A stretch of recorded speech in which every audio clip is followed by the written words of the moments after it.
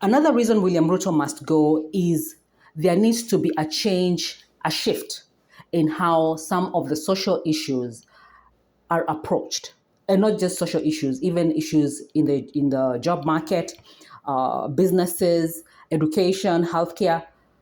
But what I mean by this is these are systems, like for example, education.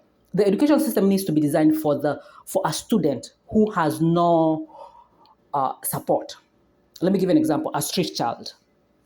The education system, especially the public education system in Kenya, needs to be able to educate a street child, a child who has no family, or who basically a child who has no family, who is living in the streets, who is homeless.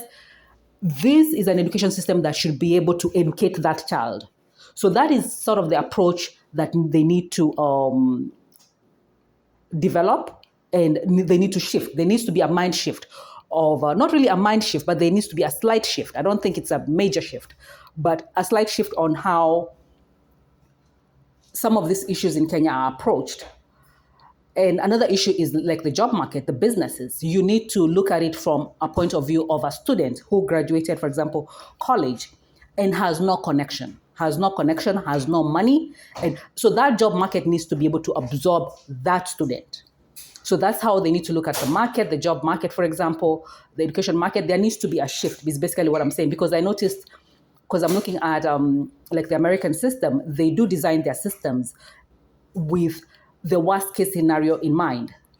Like if it's the education system, they look at a student, they design the system in a way that a student who basically is homeless, does not have any social, does not have any family support, does not have money, does not have a place to stay. So they design the system with the intent of being able to educate that particular child. So you have to look at the worst case scenario. Even when it comes to healthcare, you are looking at a system that is going to cater for people who basically don't have money. And they don't have money even for medicine and for proper food to be able to recover. So this requires intelligent people. You need smart people to be able to design that. And that's another thing, this United Dunderheads of Africa, these UDA people have to go. They have to go. The mindset that Kenya Kwanza, which is a typical mindset in Kenya, this is a mindset for some people, not everybody in Kenya. The mindset is the government is supposed to cater for people who are well off.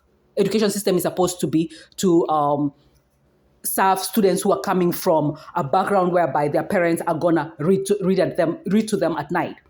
And the assumption there is their parents went to school, they have formal education.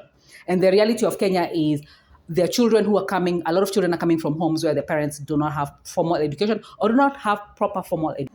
So I'm in a hurry, but I want to put out this sort of video. But the reality, there needs to be a shift in the way education is approached in Kenya, and that's why there needs to be a regime change. William Ruto must go, UDA must go.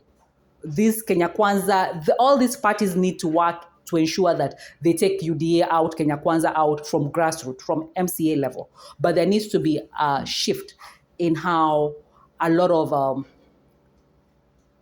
sort of ministries, the way they approach problems. And you need smart people. You need smart people to figure this out.